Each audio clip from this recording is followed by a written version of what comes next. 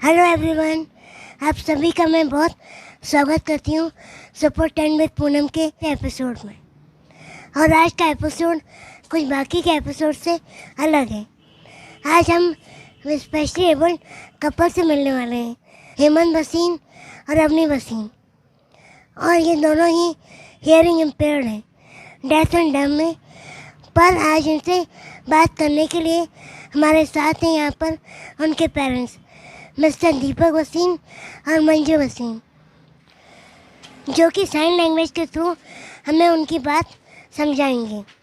इनके फादर दीपक Wasim bank professional का उनको करीब 25 साल का रिच एक्सपीरियंस है।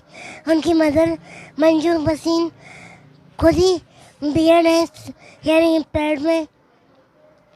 तो आज हम इन लोगों से मेजरली बात करेंगे स्पेशली एबल्ड बच्चों की पेरेंटिंग को लेकर। उन्होंने अपने बच्चों को किस तरीके से इतना बड़ा किया और सोसाइटी में क्या क्या चैलेंजेस फेस किए।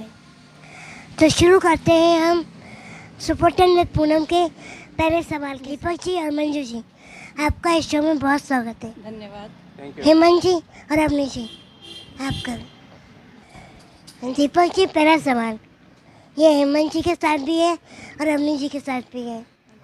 जब आपको बचपन में पता चला कि हेमंत को डिसेबिलिटी है, तो आपने अपने आप को इस चैलेंज के लिए किस तरीके से तैयार किया, आप दोनों ने? सच ये है कि एक बहुत बड़ा झटका था ज़िंदगी का। एक बहुत बड़ा शून्य पैदा होता है जब ये पता लगता है कि बच्चे में कोई ऐसी कमी है जिसको पूरा नहीं किया जा सकता। तो एक क्विक रिएक्शन ये था कि हम लोगों ने बेस्ट ऑफ डॉक्टर्स को कंसल्ट किया और इस सत्य को ईमानदारी से स्वीकारने में हमें काफ़ी समय लगा कि ऐसा कुछ हमारे साथ हो गया है जिसका कोई मेडिकल रेमेडी तत्काल अवेलेबल नहीं है। उसमें हमने सारी चीज़ें करके देख ली, जो अल्टरनेट मेडिसिन्स हैं वो ट्राई करके देखी, पूजा पाठ किए, व्रत उपवास किए। कुछ ऐसे धार्मिक गुरु जो चमत्कार करने की स्थिति में है, ऐसा उनका दावा था। तो 2-3 साल का समय जो था वो बहुत हेक्टिक, बहुत निराशाजनक और लगभग जैसे सारी दुनिया हमारे लिए एक बड़े सवालिया निशान के रूप में हमारे सामने। मैं समझ सकती हूँ कि जब घर में डिसेबल्ड बच्चा होता है तो पेरेंट्स के लिए कितनी बड़ी बात होती है उस चीज़ को एक्सेप्ट करने में। मेरा दूसरा सवाल, आपने हेमंत जी को बड़ा करने में क्या क्या चैलेंजेस फेस करें? आप उनकी बात कैसे समझ पाते थे और वो आपकी बात कैसे समझ पाते थे? तो आपने कोऑर्डिनेशन कैसे बैठाया? और दूसरा, बाहरी दुनिया से उनको लड़ने के लिए आपने कैसे तैयार किया? इस प्रश्न का अच्छी तरह जवाब मेरी पत्नी दे पाएंगी। सबसे पहले तो ये चैलेंज स्वीकार करना बहुत मुश्किल था।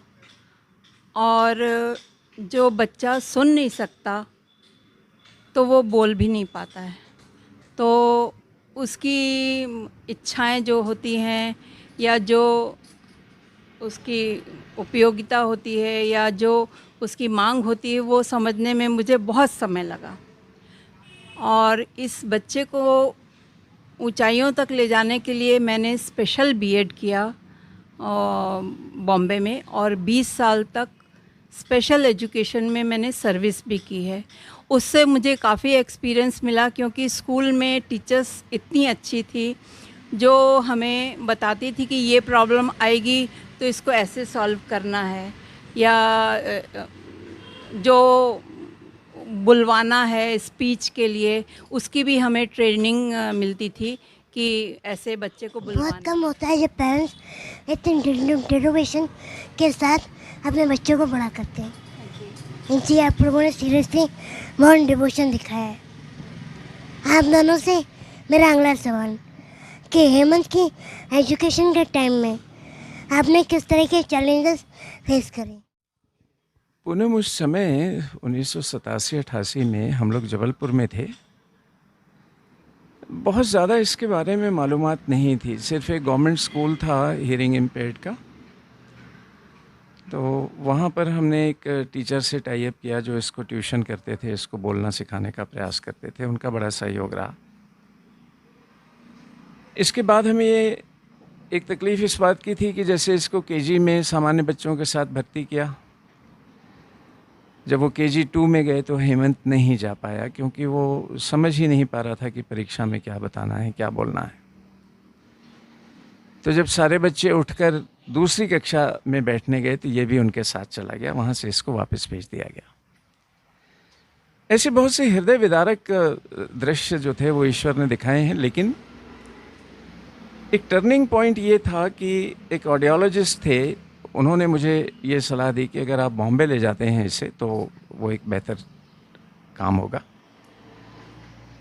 बॉम्बे के रोचीराम थदानी स्कूल में हेमंत को भर्ती करवाया गया।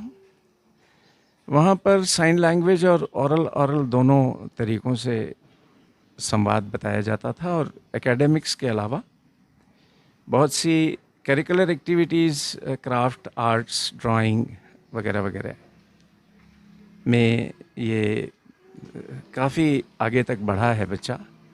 हेमंत ने 10वीं पास की है 87% नंबरों से।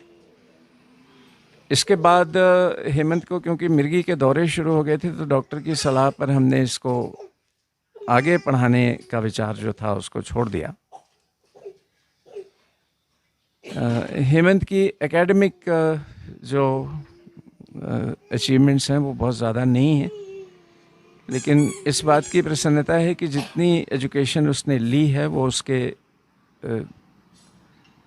दैनंदिन जीवन में पर्याप्त रूप से काम आ रही है। सामाजिक समायोजन के बहुत काम आ रही है। हेमंत ने और आप लोगों ने एज अ पेरेंट्स सोसाइटी के बिहेवियर इशू क्या फेस करें? सोसाइटी का बिहेवियर जो है वो बड़ा जजमेंटल होता है। मुझे याद है हमारे कुछ रिश्तेदार पूछते थे कि किसी पाप का ये फल है। तो देखना ये है कि उनको पाप पुण्य, जन्म मरण, पुनर्जन्म से कोई लेना देना नहीं है। उनको सिर्फ इस बात से आपको पीड़ा पहुंचाने की एक इच्छा होती है। तो ऐसे समय में क्या होता है, निकटतम रिश्तेदार जो हैं वो इस काम को सेलेक्टिवली निभाते हैं। पहला मौन रहकर कि वो पूछते ही नहीं कि बच्चे की प्रोग्रेस क्या है। दूसरा, एक नज़रिया जो है वो बदलता है। जैसे जब मैंने ट्रांसफ़र के लिए अप्लाई किया तो बैंक बड़ा सपोर्टिव था कि भाई इसके बच्चे को स्पेशल एजुकेशन की ज़रूरत है। तो कमोवेश क्या है कि समाज से इस बात की उम्मीद की जाती है कि वो इसको एक जेन्युइन सा समर्थन दे। किसी दिव्यांग को देखकर उसको, दृष्टिबाधित को सड़क पार करा देना, किसी लोकोमोटिव दिव्यांग को बस में चढ़ने में मदद कर देना, कोई एक ऐसा माहौल बनाए रखना जिसमें एक हियरिंग इम्पेयर्ड बच्चा जो है वो बारातों में नाच सके, पार्टीज़ में जा सके, उसके मित्र हों, जितनी ही वो बात कर सकता हो उतने में ही वो समाज में घुले मिले। इसके लिए समाज से मेरी उम्मीद ये है कि इन दिव्यांगों की जो संभावनाएं छुपी हुई उनको सामने लाने में और समाज में उनको एक उपयोगी, एक सक्रिय सदस्य के रूप में स्थापित करने में समाज को काम करना चाहिए। और शिकायतों की तो खैर सूची कभी खत्म नहीं होती है। दिव्यांगों की भी शिकायतें हैं, जो सबल हैं उनकी भी शिकायतें हैं। लेकिन कुल जमा ये है कि समाज का सपोर्ट जो है हेमंत को बहुत मिला है। परिवार का, जो निकटस्थ लोग हैं उनका, विशेष रूप से भोपाल में जो सरकारी प्रदर्शनियाँ लगती हैं, भोपाल हाट है, गौहर महल है, उसके जो अधिकारी हैं, हैंडलूम बोर्ड के जो अधिकारी हैं वो काफ़ी सपोर्टिव रहे हैं हेमंत के लिए। मेरा भी यही मानना है कि एक समाज है, जो समाज ही हमें फील कराता है कि आप दिव्यांग हैं, और समाज ही है जो अगर ये हमें फील कराना बंद कर दे तो एक दिव्यांग कभी दिव्यांग बचेगा नहीं, वो भी एक नॉर्मल इंसान की तरह अपनी ज़िंदगी जिएगा। अब मेरा अगला क्वेश्चन, आज हेमंत एक क्राफ्ट वर्क कर रहे हैं, उनका खुद का स्टूडियो है, कई बड़े एग्जीबिशंस करते हैं, तो हेमंत का ये इंटरेस्ट कब डेवलप हुआ? आपको क्या लगता है गवर्नमेंट का सपोर्ट पूरा मिलता है इस काम के लिए?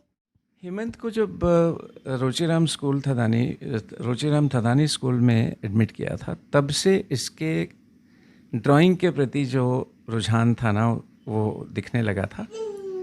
हेमंत ने एलिमेंट्री और इंटरमीडिएट दोनों ड्राइंग्स जो हैं वो ए ग्रेड से पास की हैं। All India camel colour competition का ये ऑल इंडिया फर्स्ट है।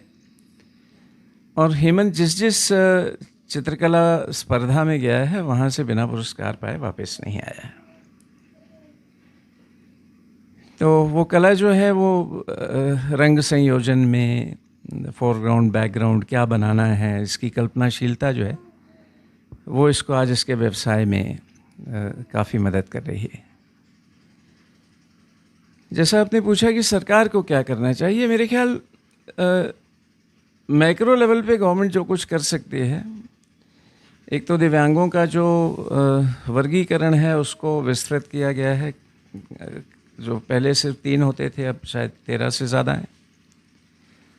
लेकिन देखना ये है कि सिर्फ सरकारी नौकरियों में आरक्षण से कोई बहुत लाभ होगा या नहीं, ये बात की बात है।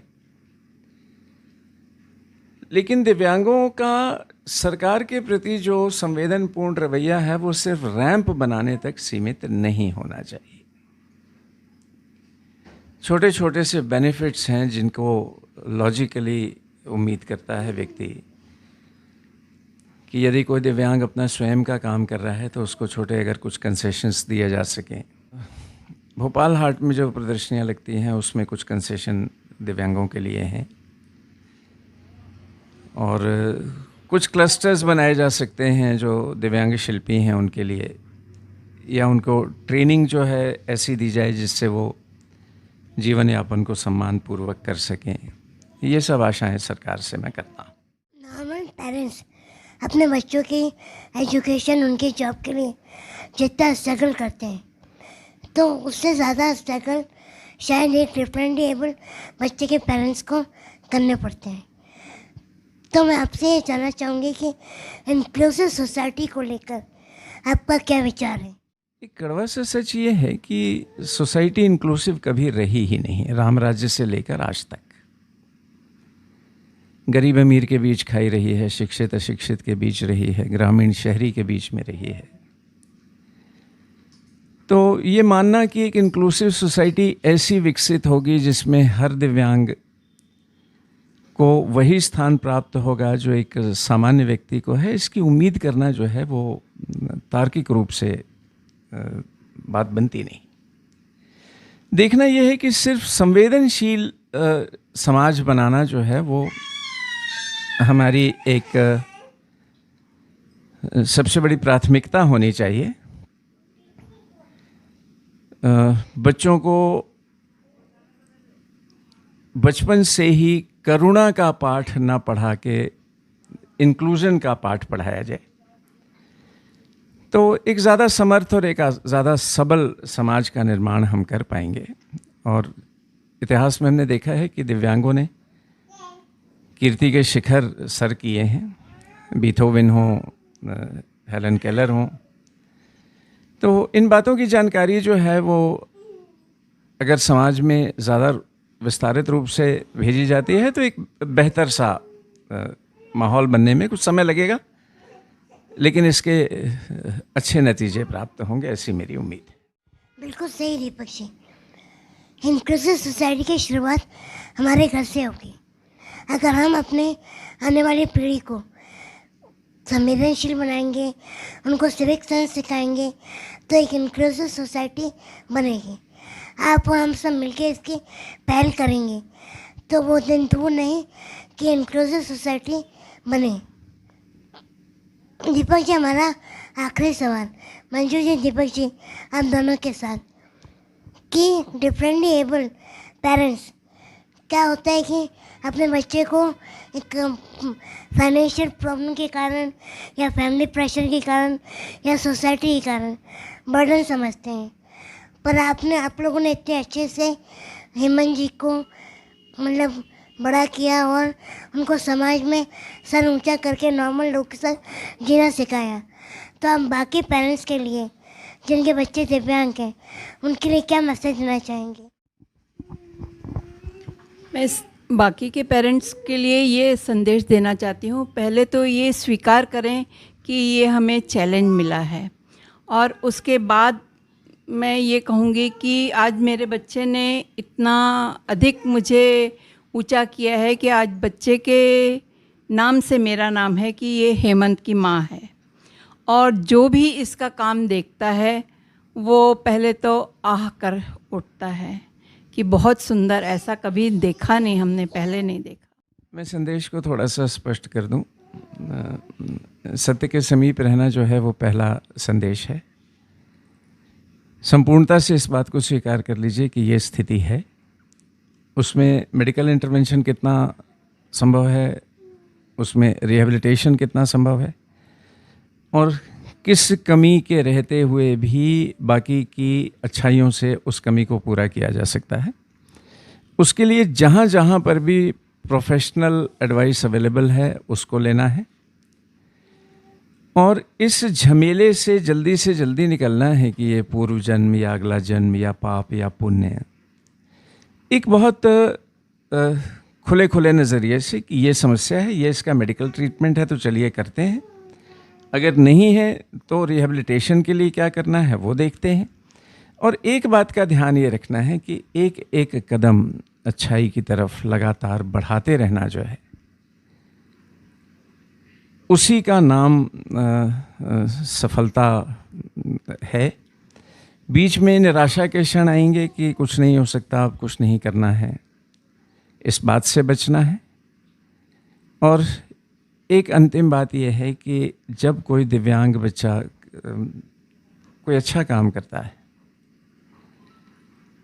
तो उसको प्रशंसा जो है वो एक सामान्य बच्चे से अधिक प्राप्त होती है। तो निराश होने की आवश्यकता नहीं है, इस तथ्य से युद्ध की स्थिति है और अंत में विजय उसी की होती है जो धीरे धीरे एक एक कदम सफलता की तरफ बढ़ाता है। मंजू जी, मैं जानना चाहूँगी कि हेमंत जी के लिए आपने इतना अच्छा लाइफ पार्टनर चुना जो उनके एक एक चीज़ को समझता है, उनके काम में कंधे से कंधा मिला के साथ चलता है, तो ये थोड़ा सा इस पर बताइए कि कैसे पूनम जी, मैं आपको बताना चाहती हूँ कि मेरी एक एग्ज़िबिशन लगी थी दशहरा मैदान में। शाम का समय था, 3-4 लेडीज़ अंदर आईं और पहले तो मैं घबरा गई कि क्या हो गया। मैंने उनको बोला कि मेरा बच्चा है, ये हीयरिंग इम्पेयर्ड है, यदि आपको कोई बात नहीं समझ आई तो मैं बताती हूँ। उन्होंने कहा नहीं मुझे सब समझ आ गया है, ये कौन है आपका? मैंने कहा ये मेरा बेटा है। तो उनका पहला सवाल यही था कि इसकी शादी हो गई क्या? मैंने कहा नहीं, शादी तो नहीं हुई, हम देख रहे हैं लड़की।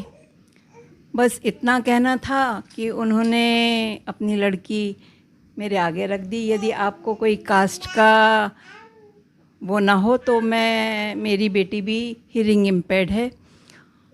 और मैं ये बताना चाहूँगी कि उस समय मुझे लगा कि साक्षात भगवान ऊपर से धरती पे मेरे लिए उतर के आए। आज ये मेरी खुद की बेटी नहीं है, पर ये मेरी बेटी से बढ़ के है। मेरा इतना ध्यान रखती है कि मैं शब्दों में नहीं बता सकती। हेमंत जी और मम्मी जी, आप दोनों से मैं ये जानना चाहती हूँ कि आपने अभी तक यहाँ तक आने में क्या क्या चैलेंजेस फेस करे और आगे आप अपने काम को, जो आपका क्राफ्ट का काम है, इसको कहाँ तक ले जाना चाहते हैं? पूरे भारत में मैं अपना यह काम फैलाना चाहता हूँ और सरकार से मुझे मदद मिलेगी तो ये इसमें मुझे जल्दी सफलता प्राप्त होगी। और भगवान को मालूम है क्या।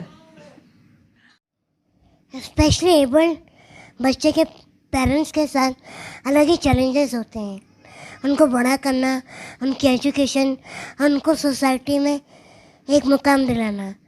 आज हम मिले वसीम फैमिली से, जिन्होंने बहुत अच्छे से इस चीज़ को एक्सप्लेन किया और बताया कि क्या चैलेंजेस फेस करते हैं और उन चैलेंजेस को कैसे ओवरकम किया जा सकता है। और बेसिकली हमने आज उनसे ये सीखा कि खुद पे भरोसा रखना और अपने बच्चे पे भरोसा रखना और उसकी एबिलिटी को आगे तक बढ़ाना, तभी आप अपने बच्चे को एक समाज में नॉर्मल लोगों के बीच ज़िंदगी जीने के लिए तैयार कर सकते हैं। और मुझे लगता है कि आज हमारा संदेश इंक्लूसिव सोसाइटी के साथ पेरेंटिंग का, स्पेशली एबल बच्चों के लिए, उन पेरेंट्स तक पहुंचा होगा जिन पेरेंट्स के बच्चे कुछ ना कुछ डिसेबिलिटी से ग्रस्त हैं और उन्होंने कुछ ना कुछ सीखा होगा। मैं Poonam Shroti, super 10 with Poonam. Thank you so much.